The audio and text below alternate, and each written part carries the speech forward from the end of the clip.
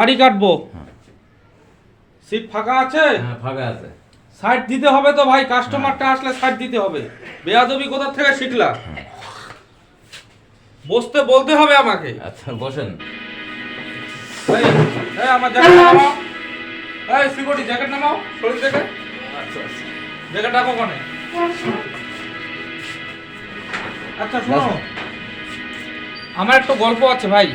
বলো। বিষয়টা হচ্ছে, তোমার এই জায়গার নাম কি বলো আগে?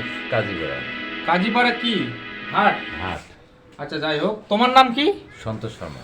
সন্তোষ শর্মা তো? হ্যাঁ। আমার দাড়ি কাটার কিছু নিয়ম আছে, শুনো। হ্যাঁ। বিষয়টা হচ্ছে, আমাকে যদি তুমি ভালো করে দাড়ি কাটিয়ে দিতে পারো, কিন্তু একটা সত্য আছে। সত্যটা কি বলবো? বলো। শুনবে কি? হ্যাঁ হ্যাঁ শুনবো। সত্যটা এটাই, যদি আমার দাড়ি কেটে এক ফোঁটা রক্ত বের না করতে পারো, তোমাকে আমি 5,000 টাকা পুরস্কার করব ভাই। যদি রক্ত বের হয়, তোমার গোলাপ থেকে পা পর্যন্ত আমি ধরটা কেটে মাটিতে নামাই দিব। এটা মাথায় রাখবা। ঠিক আছে। বস কাকি।